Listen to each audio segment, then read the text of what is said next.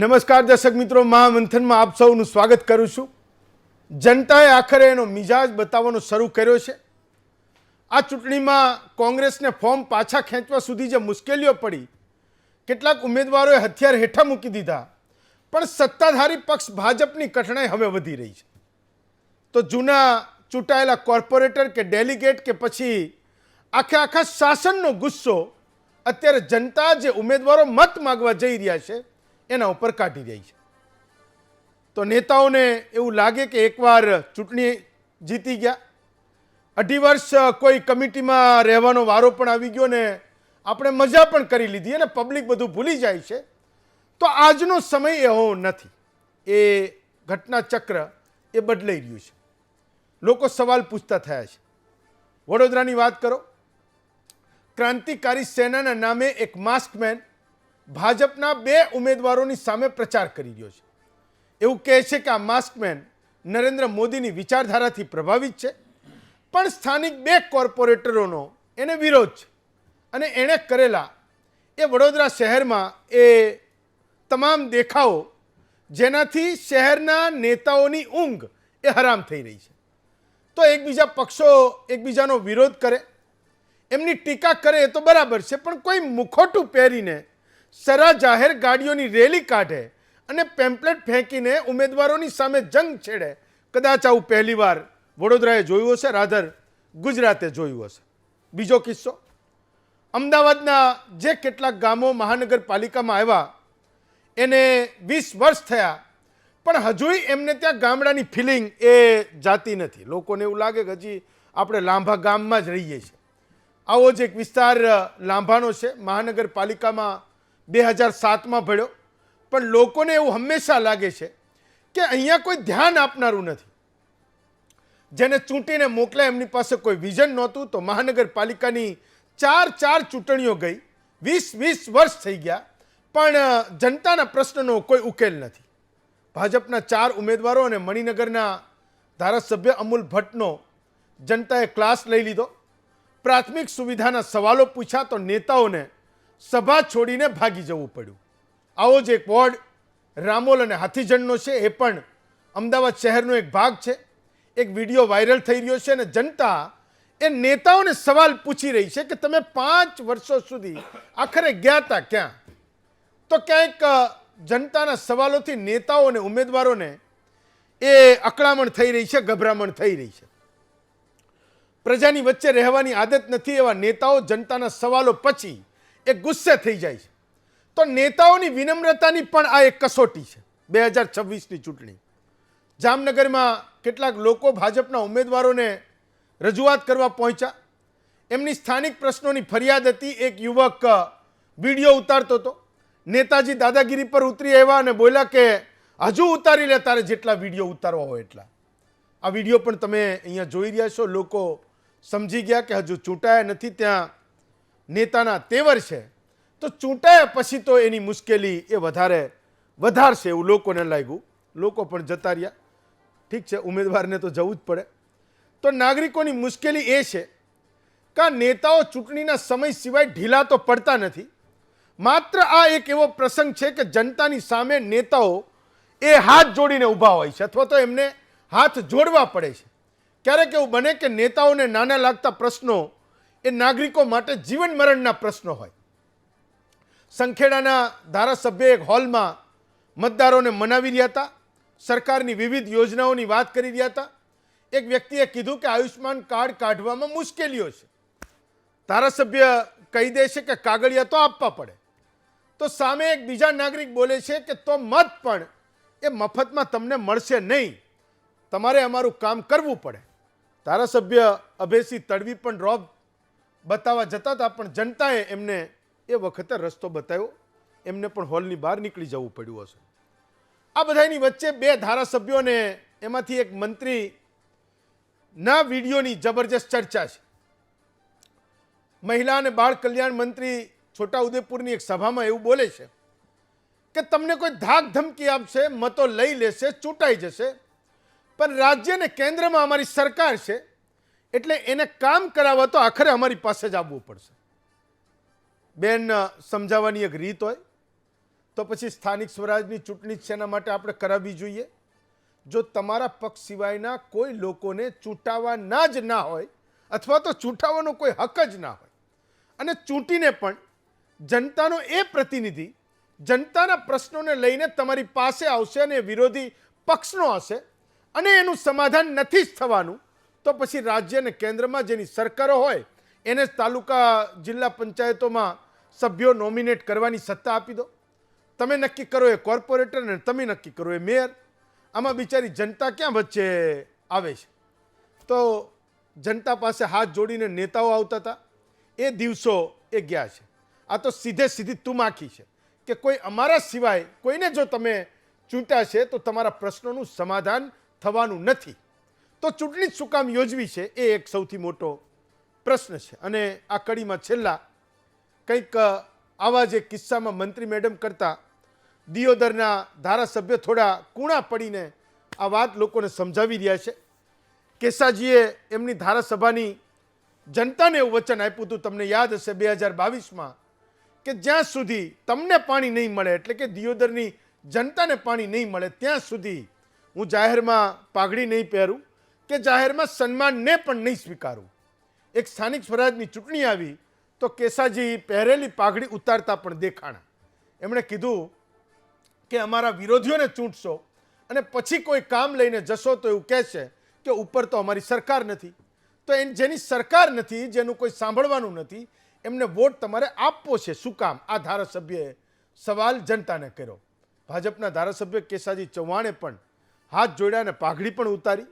ભાઈ, મત તો ભાજપને જ આપજો ને અમારી મદદ કરજો. તો લોકો સવાલો પૂછશે. વચન વાયદા આપ્યા પછી તમે છેલ્લા 5 વર્ષમાં જે પૂરું નથી કરી શક્યા એ યાદ પણ કરાવશે. તમારે પેશન્સ રાખવી પડશે, શાંત રહેવું પડશે. નાગરિક વગર શાસન થતું નથી. શાસનનો સૌથી મોટો આધાર જ એ જનતા છે, નાગરિક છે. તમને મત આપે છે તો સવાલ પણ એ તમને જ પૂછશે. તમે હાથ જોડીને નીકળી જાઓ એ બરાબર છે, પણ ગુસ્સો કરીને જનતાની સામે થઈ જશો તો તમારા માટે આ ચૂંટણી રાજકીય યાત્રાના અંત સમાન હશે. એ પણ યાદ રાખવાની જરૂર છે. કેટલાક તમારા સવાલો આજે મહામંથનમાં પૂછીશું.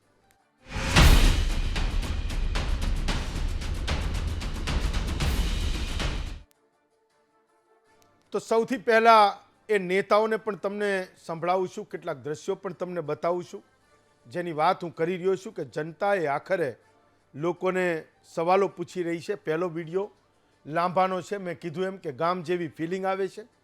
20 વર્ષ થયા પણ નાગરિકોના પ્રશ્નનું કોઈ સમાધાન નથી.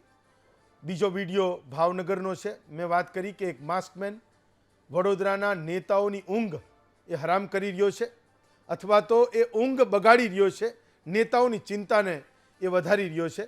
અભેસી તડવીનો નસવાડીનો વિડીયો છોટાઉદેપુરનો, જ્યાં એક નાગરિક, એક મતદાર એવું કહે છે કે ભાઈ આયુષ્માન કાર્ડ કઢાવવા માટે ક્યાં ક્યાં પૂનમો ભરી પણ એ કાર્ડનો મેળ પડતો નથી ને ધારાસભ્યને આ સાંભળીને ગુસ્સો આવે છે.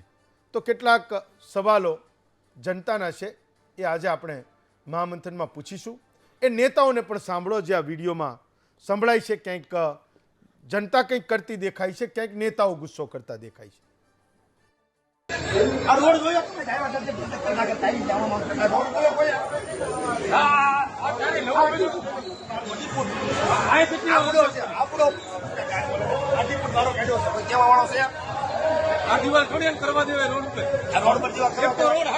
તમારી સુવિધામાં બધી બાકી છે. કેમ ભાગી જાય છે કે અમે દંડાઈ ખાધા હતા પાટીદારના ભાઈ, ભાગી કેમ જાય? સવાલ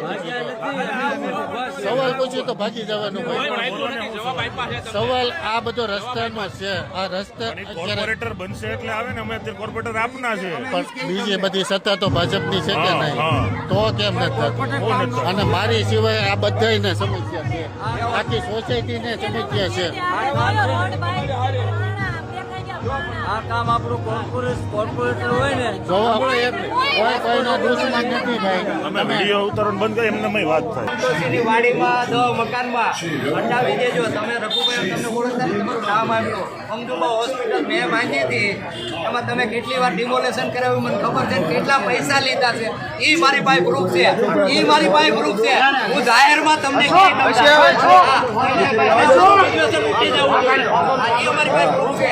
આ નીતિન મામા છે અને આ અવનીબેનને હું કહું છું 10 જણ કોઈ 10 સોસાયટી એમનું મોઢું લઈને ઓળખી બતાવે ને તો સાહેબ આ ઉમેદવાર યોગ્ય છે. એમને કોઈ ઓળખતું નથી, 5 વર્ષમાં કશું કાર્ય કર્યું નથી. રહી વાત આવો નીતિન મામા ડોંગાની, બરાબર, આજે એમનું હિન્દુત્વવાદી વ્યક્તિત્વ ધરાવે છે. આજ વાસના એરિયામાં એ લોકો લઘુમતી કોમને જગ્યા આપે છે, રહેઠાણ આપે છે અને પછી અમારે અંદર ઝઘડાવે છે. કોઈ કરતા કોઈ અમને સપોર્ટ કરે છે. આટલી વખત હું કેટલી વખત ગઈ આ બરાબર આ ખાડા ટેકરા માટે, બરાબર, કોણ આવ્યું તું, બરાબર, મૌલિક ને 10 વખત કીધું મેં. આયા જીવડા ભગવાનના તાઈ બેનની વાત જ નહીં કરવાની. આવવાનું તો જેવા આયા હોય ચાલો નીકળો પાછા. નીકળો. અરે બોલવા દો. આજ અમે તમારે ત્યાં આવી છીએ તો તમારે ત્યાં ક્યાં જોબ મળે છે? હા ભાઈ કઈ જશે.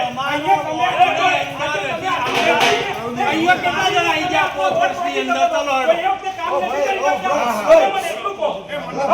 આજે તમે આટલું માટે આવ્યા? નહીં 5 વર્ષ ખોટી કેટલા વર્ષ આગળ આપવા પડે ભાઈ.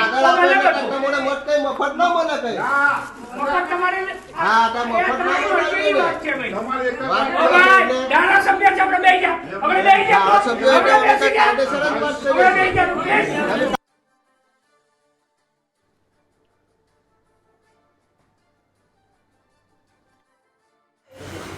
અને જે તે સમયે અહીંયા લડ્યું હોય અને હવે ક્યાંક બીજી પાર્ટીમાં કાં તો એમને પોતાની વિચારધારાથી અલગ થઈને કોઈ પોતાની રીતે એમને ઉમેદવારી નોંધવી હોય તો તમે એક વસ્તુ યાદ રાખજો, ભારતીય જનતા પાર્ટીના ઉમેદવારો છે.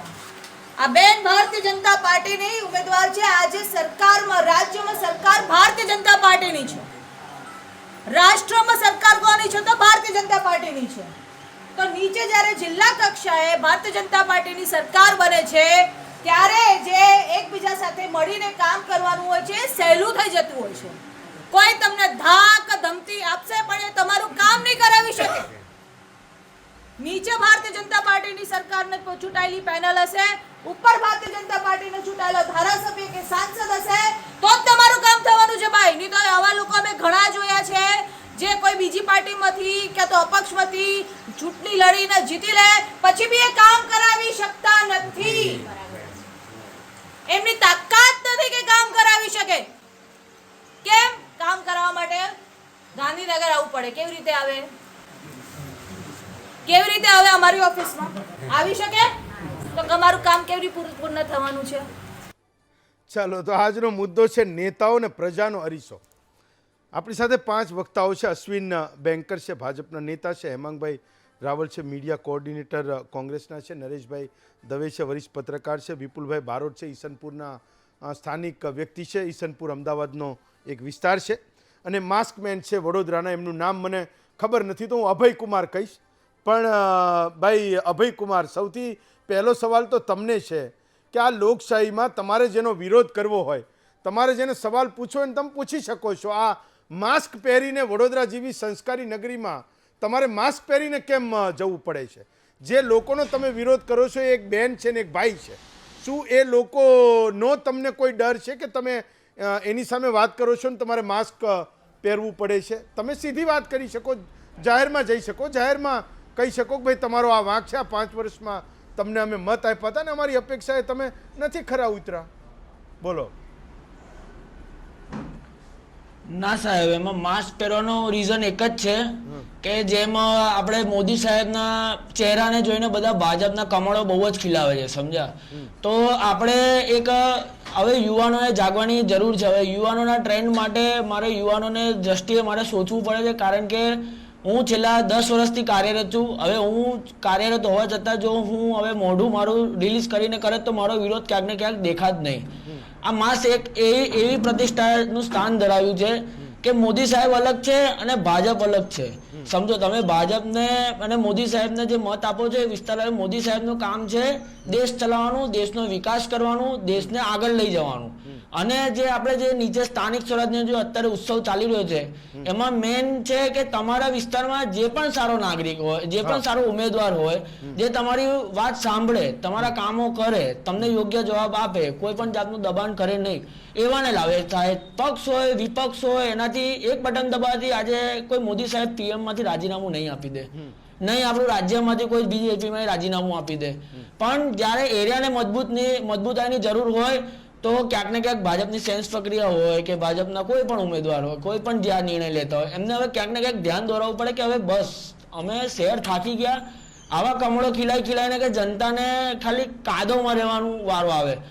કાદવમાં રહે સાહેબ થાકી ગયા. નવા 2 ચહેરા ઘોષિત કર્યા છે, એમનો અમે વિરોધ નથી કર્યો, કારણ કે નવા ચહેરા છે, એમને સ્થાન મળવું જોઈએ, એમને વિસ્તારની ખબર પડવી જોઈએ અને કામ કરવું જોઈએ.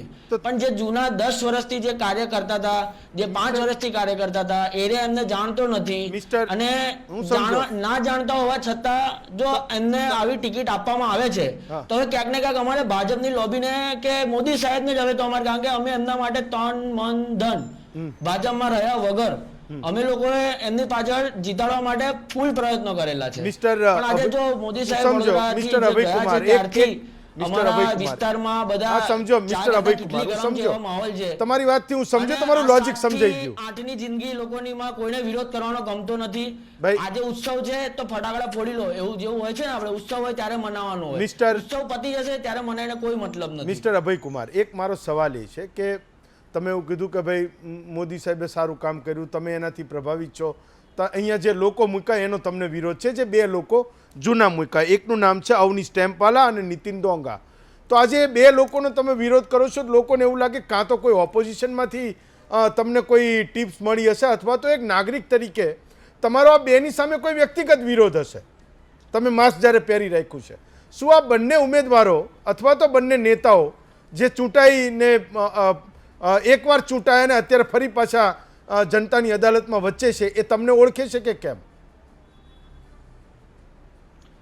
હવે એમાં એવું છે કે જો પર્સનલ આમાં રાજકીય હોય, રાજકીયમાં ઉમેદવારી તમે નોંધાવી હોય તો પહેલા તો પર્સનલ મેટર આવે જ નહીં. તમે જનતાના સેવક છો, એટલે હવે જનતાને સવાલ પૂછવો એમની જવાબદારી છે, નૈતિક જવાબદારી છે. હવે આજકાલના લોકો ડરે છે એટલા કે શું કરવું, એટલે અમે જનતાનો અવાજ વર્ષોથી 5 વર્ષથી કરીએ છીએ.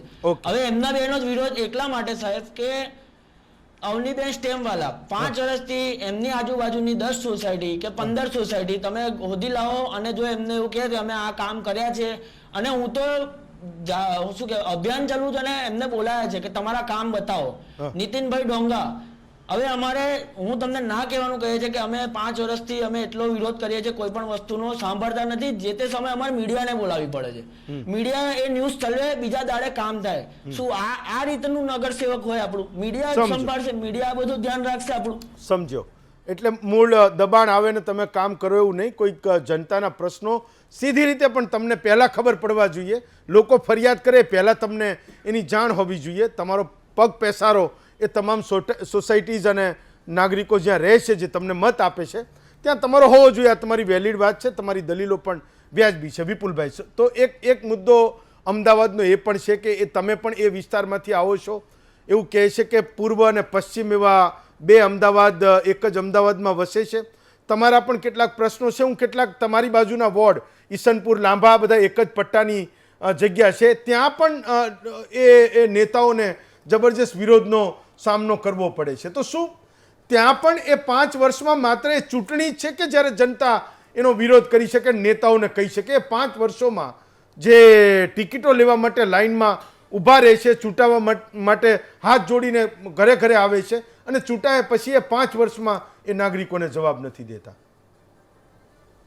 વિપુલભાઈ, અત્યારે હાલમાં જે સ્થાનિક સ્વરાજ્યની એટલે કે મ્યુનિસિપલ કોર્પોરેશનની જે ચૂંટણી આવી છે, જેના અંદર જે ભારતીય જનતા પાર્ટીએ જે અલગ અલગ ઉમેદવારો એક મેદાને જે ઉતાર્યા છે, હું ઈસનપુર વોર્ડમાં રહું છું સ્થાનિક, અને ઈસનપુરની અંદર એવી ઘણી સમસ્યાઓ છે. હું પોતે ઈસનપુર વોર્ડમાં છેલ્લા 3.5 વર્ષથી રહું છું, અને ઈસનપુરમાં જે અલગ અલગ જે છેવાડાનો જે વિસ્તાર છે તેની સામે સ્થાનિક કોર્પોરેટરો ધ્યાન આપતા નથી અને વારંવાર ઉગ્ર રજૂઆત જ્યારે કરવામાં આવે ત્યારે અમે લોકો જ્યારે તેમને ધ્યાને લાવીએ છીએ તેમ છતાં ઘણી વખત તેની અવગણના પણ થઈ છે કે ભાઈ થઈ જશે કરી દઈશું.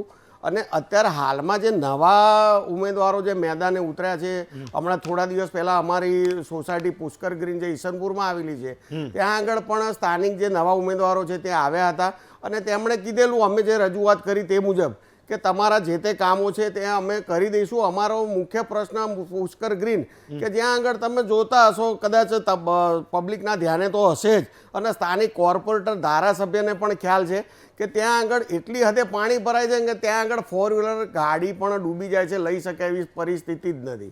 ત્યાં આગળ 50 લાખના મકાનો લોકોએ ખરીદ્યા છે. રેરાના તેમજ મ્યુનિસિપલ તંત્રના નીતિ નિયમો પ્રમાણે ત્યાં બિલ્ડિંગો નવી બની છે. આશરે 2000 જેટલા પરિવારો નવા રહેવા આવી ગયા છે. ત્યાં પાણી એટલી હદે ભરાય છે કે ચોમાસાની અંદર અમારા બાળકો અથવા અમારા ઘરની મહિલાઓ કોઈ પણ વસ્તુ લેવા જતા અથવા સ્કૂલે લેવા મોકલવા માટે અમને તકલીફ પડે છે. એટલે બાળકો સ્કૂલે જઈ શકતા નવા એટલે જ લાગે છે કે જૂના રહ્યા ને એને તમે કહી ગયા, તમારો એ ગુસ્સો છે.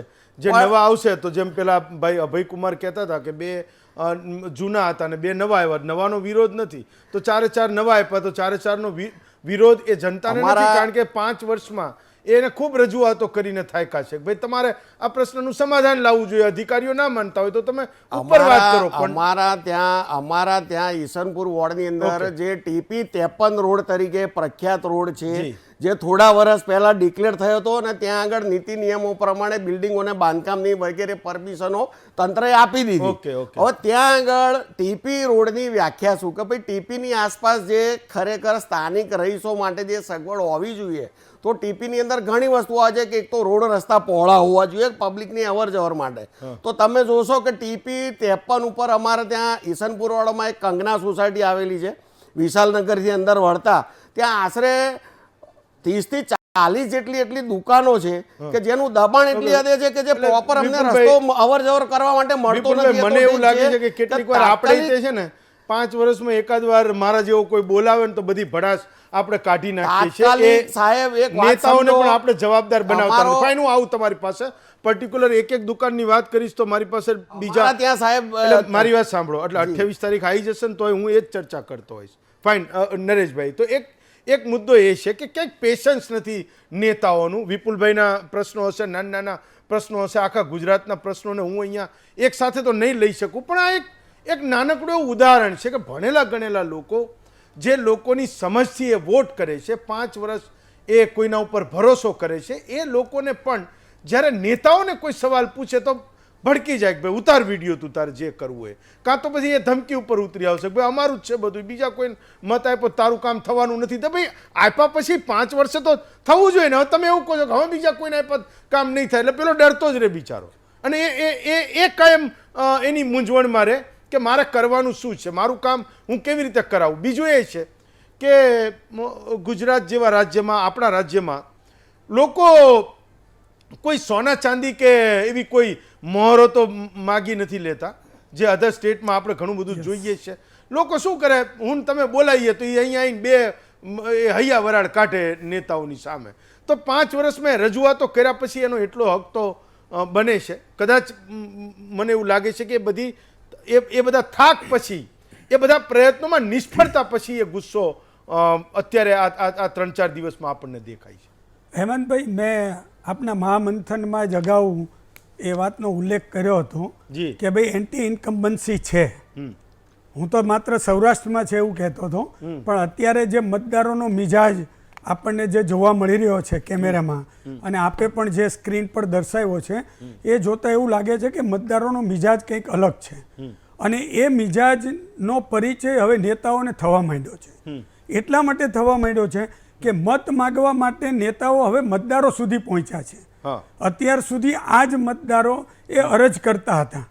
જ્યારે પણ માની લો કે નગર ગટરનું પાણી, વીજળી, આ બધી સમસ્યાઓ, સફાઈની સમસ્યા, અને અનેક વિસ્તારોની અંદર પાણી ભરાવાની સમસ્યા છે. જેમ હમણે શહેરીજન તરીકે તમે એક શહેરીજનને પણ અત્યારે તક આપી છે, સરસ વાત છે કે જે મતદાર છે જે પોતાની વાત રજૂ કરી શકે છે. તો અત્યારે સ્થિતિ એવી થઈ છે કે હવે મતદારો જે છે એ એમના મિજાજમાં હવે સવાલો કરી રહ્યા છે અને આ નેતાઓને એવું લાગી રહ્યું છે કે અમને કોઈ પૂછી ના શકે કે છેલ્લા 5 વર્ષની અંદર કમભાગ્યે કોઈ મતદાર પૂછવા નથી ગયો. એ પેલો અરજદાર તરીકે ગયો છે, ન થયો હોય તો બળાપો કાઢે, આવીને બેસી જાય અને ક્યાંક બીજા રસ્તાઓ ભ્રષ્ટાચારના 5-10 હજાર રૂપિયા આપી અને પોતાનું કામ કરાવી લે. એ આરટીઓનું હોય કે બીજા ઘણા બધા કોઈ પણ ક્ષેત્રમાં એક નમૂનો કઢાવવાનો હોય તો 200 રૂપિયા ભલે લઈ જાય પણ એક કામ નીકળી જાય. એટલે એ તો એક દૂષણ છે જે અલગ ચર્ચાનો વિષય છે. પણ હવે જ્યારે મત માગવા માટે કોઈ પણ નેતાઓ આવી રહ્યા છે અને જ્યાં ભાજપ શાસન પર છે ત્યાં ભાજપના કોર્પોરેટરો જ આવવાના છે, એ સ્વાભાવિક છે અને એમણે આ સાંભળવાનું છે.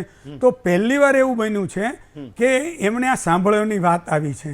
એમના મનમાં અત્યાર સુધી એવું હતું કે વિધાનસભાની અને લોકસભાની ચૂંટણી આપણે નરેન્દ્રભાઈના નામે જીતી ગયા હતા અને રામ મંદિર, 370મી કલમ, બાકીની બધી જે કંઈ બધી ઉપલબ્ધિઓ છે એ બધી ઉપલબ્ધિઓથી આપણે જીતી જવાના હતા. એમ અહીંયા પણ એવી રીતે આપણે જીતી જઈશું. પણ અગાઉ મેં કહ્યું હતું એમ કે જેમ ચૂંટણી નાની એમ સમસ્યાઓ વધારે હોય. જ્યારે આ નગરપાલિકાની ચૂંટણી, તાલુકા પંચાયત અને એમાં તમે ત્યાં 370 ક્યાં લાવવાના? જોકે એનો એક પ્રયાસ થઈ રહ્યો છે કે એમાંય ઘણા બધા એ બધા છે પણ એ અલગ વિષયની ચર્ચા છે. પણ મારો મુદ્દો કહેવાનો એવો છે કે તમે જ્યારે સમસ્યાઓ ઉકેલી નથી ત્યારે તમને કોઈ સવાલ કરી રહ્યા છે ને. ખરેખર જો તમારે હિસાબ આપવા જવાનો છે કે 5 વર્ષની અંદર અમે રોડના આટલા કામ કર્યા, આટલા કામ અમે આના કર્યા, પણ હવે એની પાસે જવાબ નથી. પણ બીજી એક વાત હેમંતભાઈ હું તમારા ધ્યાન ઉપર મૂકવા માંગુ છું કે ભાજપનો કોર્પોરેટર, ભાજપનો ડેલિગેટ એ કફોડી હાલતમાં કેમ મુકાયો છે? આ 5 વર્ષમાં માની લો કે ભાજપના કોર્પોરેટરે કામ કરવું હોય ને તો એની વાત કોઈ અધિકારીએ સાંભળી નથી. આ સમાચારો આપણે જોતા એવા છીએ. મેં એવા દ્રશ્યો જોયા છે કે કોર્પોરેટર પહેલા પહોંચી ગયા હોય ને પેલો અધિકારી આવ્યો જ ન હોય અને બધા શહેરીજનો એને ફરી વળ્યા હોય અને ડેપ્યુટી એન્જિનિયર એને જવાબ ન આપે. એટલે અધિકારીઓનું રાજ એ કોર્પોરેશન, નગરપાલિકા, તાલુકા પંચાયત, જિલ્લા પંચાયત એટલે ભાજપના ચૂંટાયેલા નેતાઓનો અવાજ છે એ સરકારમાં પહોંચે તો કામ થાય ને.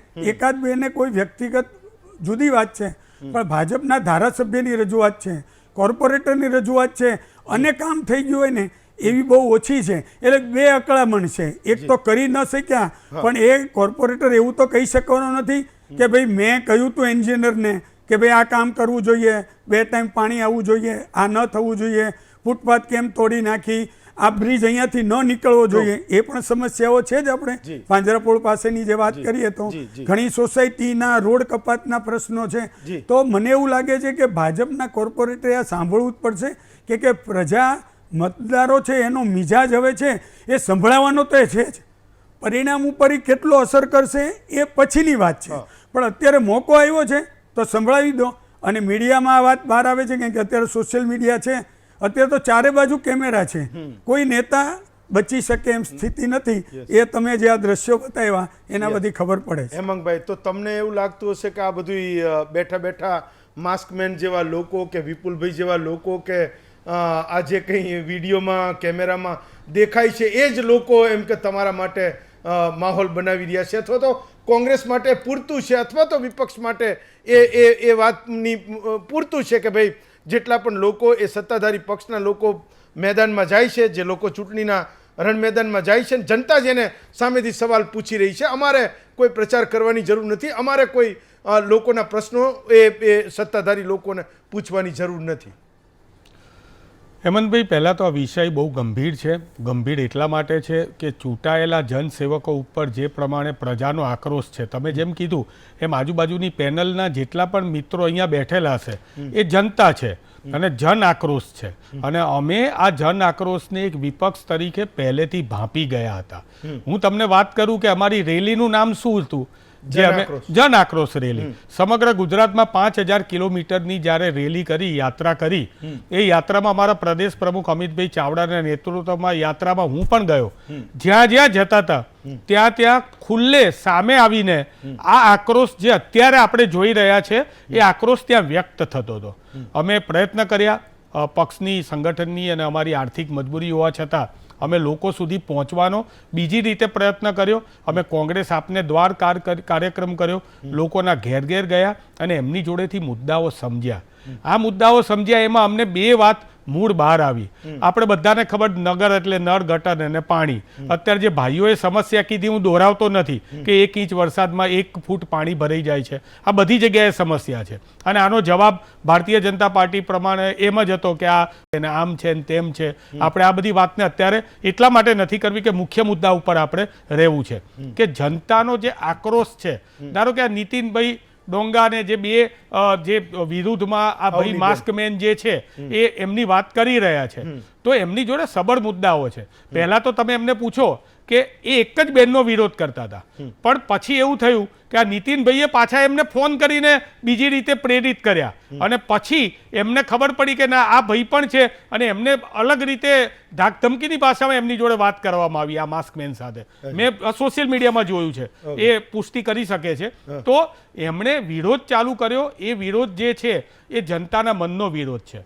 હવે મૂળ વાત એ છે કે આ વિરોધ જે છે, એક રાજકીય નેતા તરીકે હું કહું છું અને એક મેનેજમેન્ટના વ્યક્તિ તરીકે, મેનેજમેન્ટના ટ્રેનર તરીકે કહું છું કે એક્ટિવ લિસનિંગ. આવો વિરોધ હોય ત્યારે કોઈ પણ નેતા એ સાંભળી લેવો પડે, એમની વાતને સ્વીકારવી પડે કે હા ભાઈ, અમારેથી આ થયું. જેમ આ ભાઈએ, નરેશભાઈએ કીધું એમ કોઈ એના વાત કરવી જોઈએ કે ભાઈ અમે આગળ આનું સમાધાન કરીશું, મારી જોડે આ રોડ મેપ છે. પણ અહીંયા બને છે શું કે વિરોધ કરો એટલે કે એ ભાઈ, જાને તારી જોડે ડોક્યુમેન્ટ નહીં હોય તો તને આયુષ્યમાન ક્યાંથી મળે?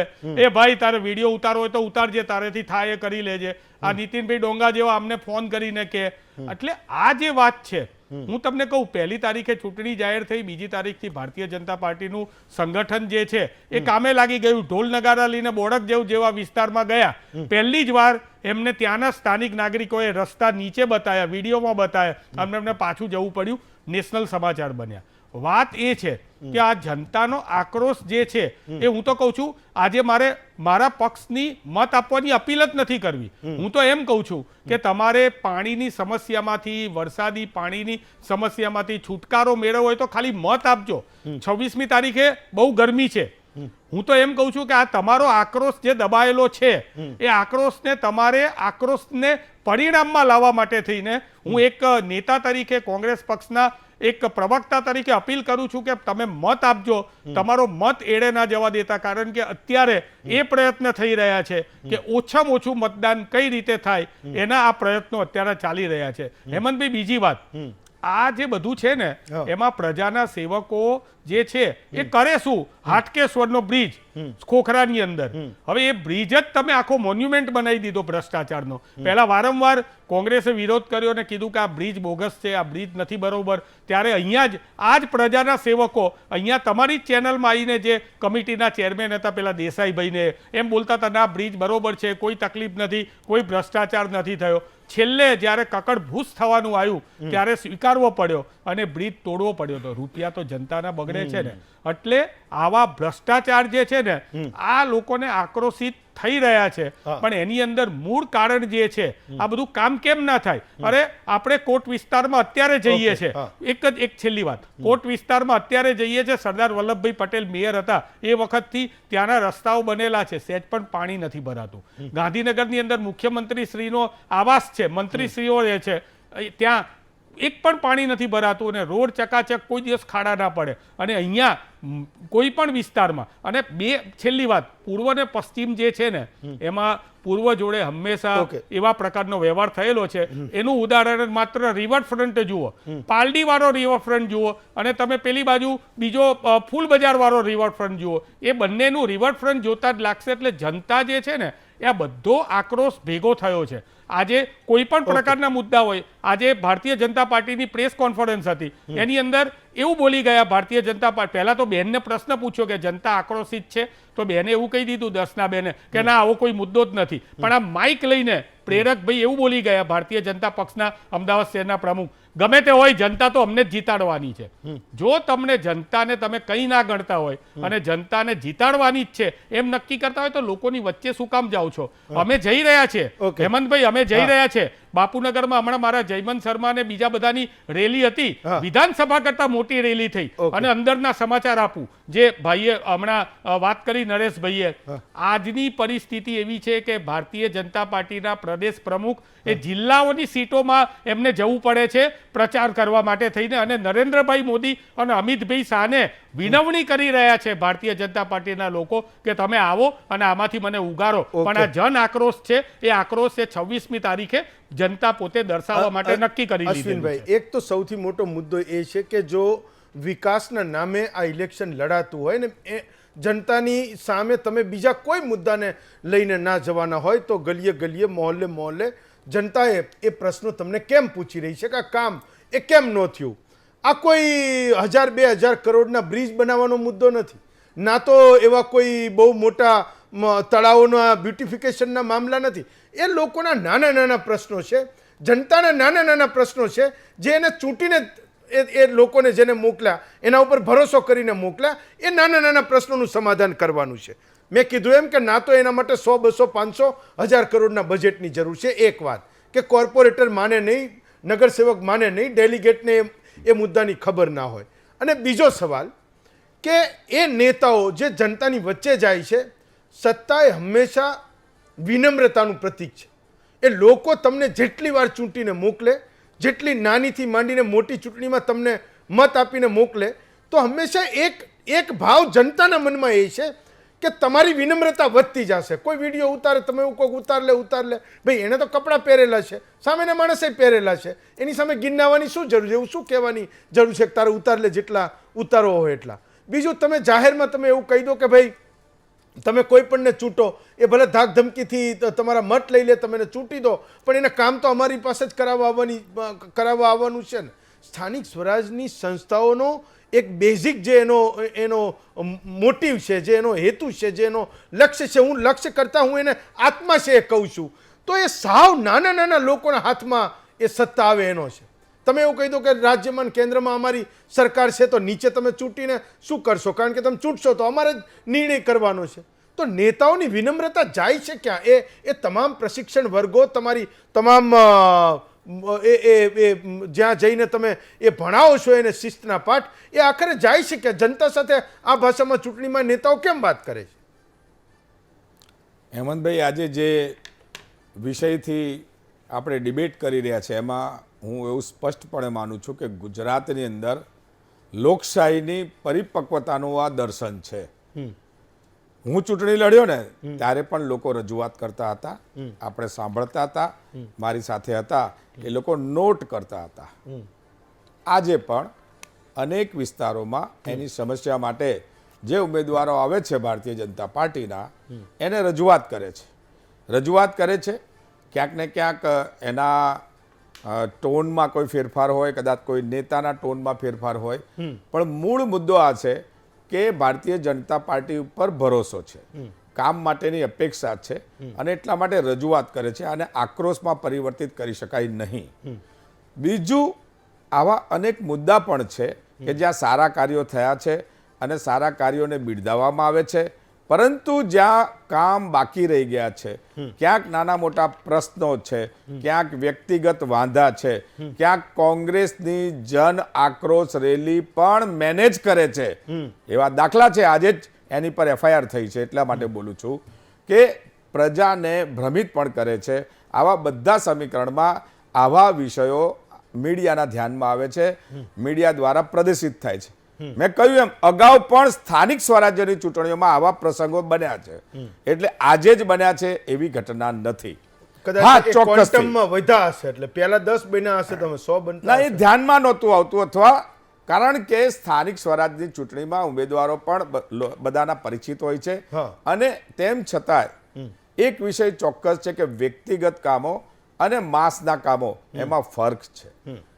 અમદાવાદ મ્યુનિસિપલ કોર્પોરેશનમાં એક વોર્ડની અંદર જેટલા કામ થયા છે એ કામની યાદી અમદાવાદ મ્યુનિસિપલ કોર્પોરેશનના ચેરમેન શ્રી દાણીજીએ પ્રસિદ્ધ કરી છે, અને એક વોર્ડમાં કરોડોના કામ થયા છે એની વિગતવાર લિસ્ટ આપ્યું છે.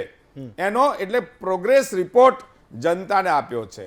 પ્રોગ્રેસ રિપોર્ટમાં ક્યાંક ને ક્યાંક કામ બાકી રહી જતા હોય તો એના માટે પણ પ્લાનિંગ કરવામાં આવ્યું છે.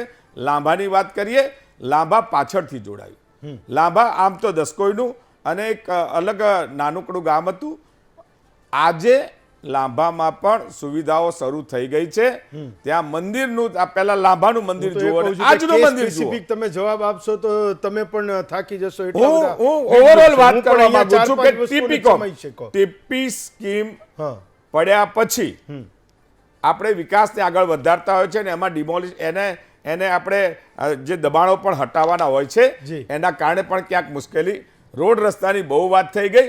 રોડ રસ્તા માટે અમદાવાદ મ્યુનિસિપલ કોર્પોરેશને આરસીસી ના રોડ બનાવ્યા અને બંને પ્રશ્નો જે વિડિયોમાં આવ્યા એની વાત કરું છું. હું એ જ કહેવા માંગુ છું અમદાવાદની ચર્ચા જ નથી. આખા ગુજરાતમાં એ જ મોડેલ આપણે અપનાવીશું કે જે રીતે વિકાસની સીધી દિશા દેખાય છે, લોકોને આંખે ઉડીને વળગેવો વિકાસ દેખાય છે, એ જ રોલ મોડેલ બધે અપનાવી રહ્યા છીએ. અને એ મોડેલના આધારે ગુજરાતમાં જે વિકાસ થયો છે, પર્યાવરણની વાત કરીએ, લાખો વૃક્ષો અમદાવાદ મ્યુનિસિપલ કોર્પોરેશને વાવ્યા છે. હમણાં જ વાત કરી રિવરફ્રન્ટની, કોઈ પાર્શિયાલિટી નથી. હવે મારા કોંગ્રેસના મિત્રને પશ્ચિમનો રિવરફ્રન્ટ અને પૂર્વમાં શું ફેર છે હું તો સમજી શકતો નથી. બંને તરફ જઈએ છે, બંને તરફ વૃક્ષારોપણ છે, સારામાં સારું છે. હેરિટેજ પણ બનાવ્યું છે. આપણે કહ્યું એમ એક જે આપણો કિલ્લો છે એને હેરિટેજ બનાવ્યું છે. તો આ પ્રકારે વિકાસની દિશા છે. વિકાસના આધારે જ મત માંગવામાં આવે છે. નાની મોટી છૂટક ઘટનાઓ બને છે એનો જવાબ પણ ભારતીય જનતા પાર્ટીના લોકો શાંતિથી આપે છે. ક્યાંક કદાચ મેચ્યોરિટીનો અભાવ હોય અને ગુસ્સામાં કોઈ કારણથી ભારતીય જનતા પાર્ટીનો આગેવાન જો બોલ્યો હોય તો એ સારું પણ નથી. હું સ્પષ્ટ પ્રમાણે કહીશ, જનતાનો અધિકાર છે. જનતા આપણને મત માંગવા જતા હોય ત્યારે કહી શકે છે, કારણ કે જનતા મત આપીને આપણને કામ કરવાની તક પણ આપે છે. અને એટલા માટે હું એવું સ્પષ્ટ માનું છું, આ વિષય ચૂંટણી દરમિયાન ભાજપ પરની અપેક્ષાનો છે અને ભાજપ પર ભરોસો છે. એટલા માટે મત પણ ભારતીય જનતા પાર્ટીને મળે છે, પણ વિષય આક્રોશમાં નથી, રજૂઆતમાં છે. એને આપણે ધ્યાનમાં લઈએ. ચલો, એ નેતાઓ પણ ધ્યાનમાં લે કે ખરેખર આક્રોશ નથી, એ રજૂઆત છે. આક્રોશની જેમ જે રિબાઉન્ડ થાય છે ને નેતાના શબ્દો, તો મેં તો આજે એ જ લોકોને બતાવ્યા. એક બ્રેક લઉં છું. બ્રેક પર જતા પહેલા મોરબીના ધારાસભ્ય કાંતિ અમૃતિયાનો એક વિડીયો સંભળાવું છું. એના ઉપર તમારા 2-3 નાના નાના સવાલોને લઈશું. એક નાનકડો બ્રેક લઉં. બ્રેક પહેલા આ વિડીયોને તમે જુઓ. અનામત એટલી, બક્ષી પણ જેટલા, દેવાની ટિકિટ ખાલી આપણા ભાઈઓને 13. મોહનભાઈ 6 લઈ ગયા. આમાં કરવું છું મોટા ભાઈ કે મારા બધા જેમ જોઈએ છે એ જે 4 બીજી નાની નાની જ્ઞાતિને એક એક આપી. મારા ભાઈ વહીથી 4માં મહેન્દ્રભાઈ આવ્યા, 3 વહીથી. એટલે મારા કાર્યકર્તા ઘણા બધા નારાજ જાય છે. હું માફી માંગુ કે જો આયા બેઠા છે દાંત કાઢે, કારણ કે ટિકિટ એવી હતી ઘરનાનો સમાવેશ થાય, ભાઈનો સમાવેશ ન થાય. અમને કે મને મારું કરો ને કે મારું તારું સમાવેશ નથી થાય. એમ અચોડી મારા ભાગમાં પટેલની 5 ટિકિટે છે 52 માંથી. એટલે હું બધાની માફી માંગુ છું.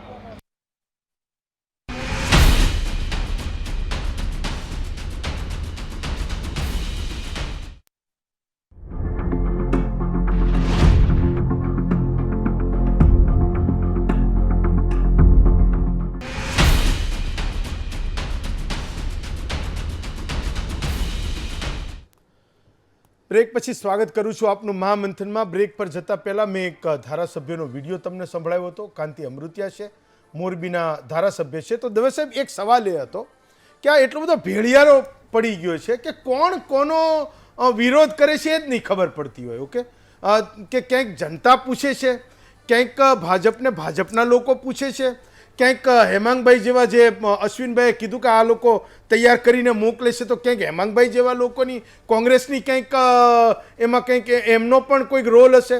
તો એની સામે એક જે ઉમેદવારોના વિરોધનો સામનો કરવો પડે છે, તો એક આ ભળી ગયું છે બધું. કોણ કોની સામે શેનો વિરોધ કરે છે, ક્યારેક આ ચૂંટણીમાં મે બી એ સમજવું ખૂબ મુશ્કેલ છે. તમને એવું લાગે કે જનતા છે, પણ કદાચ એનો ને એનો માણસ હોય. હેમંતભાઈ, સ્થાનિક સ્વરાજ્યની ચૂંટણીમાં આ વખતે અનેક રંગ જોવા મળ્યા છે. અને એમાંનો એક આ તમે જે અત્યારે વિડીયો જે ચલાવ્યો બ્રેક પહેલા કાંતિભાઈ અમૃત્યાએ, મને એવું લાગે છે કે ખરેખર લોકશાહીના દર્શન કરાવ્યા છે. એટલા માટે કે રાજકીય પક્ષમાં ટિકિટની વહેંચણી બાબતે શું ચાલતું હોય પડદા પાછળ શું ચાલે છે બહુ આમ પ્રજાજનોને ખબર પડતી નથી હોતી. પણ કાંતિભાઈએ એટલે ભાજપના ધારાસભ્યને એમણે એવું બતાવ્યું કે ભાઈ ટિકિટોની વહેંચણી કેવી રીતે થતી હોય છે અને એમાં શું શું કયા માપદંડો હોય છે. એ માપદંડોની એમણે બહુ સરસ એમની તળપદી ભાષામાં વાત કરી કે ભાઈ આપણને આટલા મળવાના હતા, આપણને આને આટલી વહેંચવાની હતી. તો બધા જિલ્લાઓમાં ને બાકી બધી કેવી રીતે વહેંચણી થાય છે એ ભાજપે ગુપ્ત રાખેલી માહિતી મને એવું લાગે છે કે કાંતિભાઈ અમૃત્યાએ જાહેર કરી દીધી છે. એટલે એમ કે 52 લોકોને ટિકિટ આપવાની હતી, એમાંથી કેટલાએ માંગી અને કેટલાને આપી એમાંથી કોણ કોણ લઈ ગયું અને શું ક્રાઇટેરિયા હતો ને કયા કયા ક્રાઇટેરિયા છે એ એમણે બહુ સ્પષ્ટ રીતે.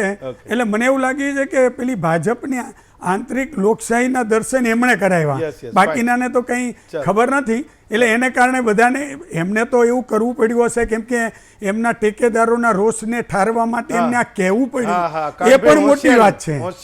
એટલે એમણે એ વાતમાં કરી દીધું કે પાછળ બેઠા બેઠા મારા બેટા હસે છે પણ આ બધી મારી માથાકૂટ સમજતા નથી એટલે વાળવાનો પ્રયત્ન કર્યો કે મારી શું સમસ્યા છે તો મને તો સમજો. મેં તો બધા પ્રયત્નો કર્યા પણ પાર્ટી લાઈનમાં શું ચાલે છે એ એમણે સમજાવવાની કોશિશ કરી. એમના માટેનો રોષ ઓછો થાય. મોહનભાઈની સામે તાકી દીધી શબ્દોની એમાંથી આટલી તો મોહનભાઈ લઈ ગયા. હા બસ એમ કોણ કેવી રીતે વહેંચણી થાય છે એવું એમને સ્પષ્ટ કરવું પડ્યું બહાર, જેથી કરીને એમના પરનો રોષ ઓછો થાય એવું મને લાગે છે. લાસ્ટ 1 મિનિટ તમારે કંઈક કહેવું હતું જ્યારે અશ્વિનભાઈ કંઈક કહેતા. બે વાત કરું. એક તો સૌથી પહેલા આ મુદ્દો જે તમે કાંતિભાઈ વાળો લીધો ને એટલે ભારતીય જનતા પાર્ટીને 2-3 મોરચે લડવું પડે. જન આક્રોશ તો આવી રહ્યો છે, જન આક્રોશને ખાળવા માટે પણ કંઈક કરવું પડે છે. એમને ખબર નથી પડતી અને એમાં પણ પાછો કાર્યકર્તાનો આક્રોશ. એટલે આવું બોલવું એ સ્વાભાવિક છે. મને પહેલા તો આનંદ થયું કે અશ્વિનભાઈ બેંકરે કીધું કે જન આક્રોશના લીધે આ બધું થઈ રહ્યું છે અને અમે FIR કરી છે. અરે ભાઈ અમે જનતાની વાતો કરીએ અને તમારે FIR કરવી હોય તો એક વધારે કરજો અમારી ઉપર. મૂળ વાત એ છે કે કોંગ્રેસનું મેનેજમેન્ટનું આ વખતનું જે પ્લાનિંગ છે, અમે જન આક્રોશ યાત્રા કરી, કોંગ્રેસ આપને દ્વાર કર્યું, જનમંચ કર્યું, જન આક્રોશ સભા કરી, અમે મેનિફેસ્ટો કરતા પહેલા અમે કોંગ્રેસની ચાર્જશીટ રજૂ કરી, મેનિફેસ્ટો વહેલો રજૂ કરી દીધો. ગઈકાલે અમે ગુજરાતનું શહેરોનું વિઝન આપ્યું, અમે 2 દિવસ પછી ગામડાનું વિઝન આપી રહ્યા છે, વચ્ચે અમે કોંગ્રેસનું થીમ સોંગ લોન્ચ કરી દીધું. આ બધાની અંદર જે એમને ખાડી નથી શકતા એટલે કે કોંગ્રેસના લોકો આ રોષ કરાવે છે. ભાઈ ગીતામાં લખેલું છે કે પરિસ્થિતિનો સામનો કરવો હશે તો પરિસ્થિતિનો સ્વીકાર કરવો પડશે. આ કોંગ્રેસ નથી કરાવતું, આ જનતાનો આક્રોશ છે, એ તમારે સમજવો પડશે, નહીં તો તમારો ગરબો ઘેર આવશે. અશ્વિનભાઈ લાસ્ટ 1 મિનિટ એનો જવાબ આપવો હોય તો મુદ્દો તો એ પણ છે કે ભાઈ એને તો એ જ કહેવું પડશે કે આ કોંગ્રેસ વાળા કરાવે છે, જનતા નથી. ફાઇન અશ્વિનભાઈ લાસ્ટ 1 મિનિટ. બસ મેં કહ્યું એમ આ આક્રોશ નથી, આ રજૂઆત છે. અગાઉ પણ કરતા હતા. હા, કોંગ્રેસ એને આક્રોશિત કરીને મેનેજ કરીને વધારે પડતું કરાવે છે અને એની બાબતે અનેક જગ્યાએ કોંગ્રેસના માન્ય લોકોએ જે કર્યું છે, કોંગ્રેસના ઉમેદવાર એના પરિવારવાળાએ જે કર્યું છે એની પર FIR થઈ છે. એટલે સાબિત થાય છે કે કોંગ્રેસ આ કરે છે કારણ કે ફ્રસ્ટ્રેટ છે. સવાલ એ છે કે ભારતીય જનતા પાર્ટી વિકાસના નામે કામ કરે છે, મત માગે છે, રજૂઆત તો થાય, કાર્યકર્તા પણ રજૂઆત કરી શકે નેતાને. અનેક જગ્યાએ અમે બધાએ સાથે રહીને કાર્યકર્તાને પણ જેમ હમણાં જે કાંતિભાઈએ કહ્યું એમ કાર્યકર્તાની સાચી વાતને આપણે કહીએ છીએ, જાહેરમાં પણ કહીએ છીએ. કાર્યકર્તા એ એવો કાર્યકર્તા છે ભારતીય જનતા પાર્ટીનો કે રજૂઆત કર્યા પછી કામે લાગે છે ત્યારે એવા રિઝલ્ટ આવે છે કે 30 વર્ષ સુધી ભારતીય જનતા પાર્ટી જીતે છે. આખરે જનતા લાવતી હોય છે, જનતા નક્કી કરતી હોય છે કે તમને પાસ કરવા કે ફેલ કરવા. કાર્યકર્તાઓ એનું કર્તવ્ય નિભાવતા હોય છે પણ આખરે લોકશાહીમાં એ જનતા નક્કી કરે છે. બીજો મુદ્દો એ પણ છે કે નેતાઓએ પણ સમજવું પડશે કે આ 42-43 ડિગ્રીની ગરમીમાં તમારે જવું પડે, લોકોની પાસે જવું પડે. કેટલીક મુશ્કેલીઓ હશે, કેટલાકના શરીર એ પ્રકારે નહીં ઘડાયા હોય, રાધર ઘણા બધા કમ્ફર્ટ થઈ ગયા હશે કે લોકોની પાસે જવું પડે. કેટલાક એવું પણ માનતા હશે કે અમારે થોડું લોકોની પાસે જવાનું હોય. પણ આ બધાની વચ્ચે એક યથાર્થ એ છે, હકીકત એ છે, વાસ્તવિકતા એ છે કે તમારે જવું તો પડે જ. આખરે એ જ જનતા છે, એ જ માલિક છે. અને આ એનો એ ઉત્સવ છે, માલિકપણા એનો બતાવવાનો, એ નાગરિકોનો, મતદારોનો, જનતાનો. તો તમારે જવું તો પડે જ ને. મગજને પણ તમારે ઠંડુ તો રાખવું જ પડે. અશ્વિનભાઈ, હેમાંગભાઈ, નરેશભાઈ, વિપુલભાઈ અને મિસ્ટર અભયકુમાર માસ્કમેન, આ પાંચેય વક્તાઓનો ખૂબ ખૂબ આભાર માનું છું. આવતીકાલે ગુજરાતના વધુ એક પ્રશ્ન પર ફરી મળીશું. આજે રજા આપશો.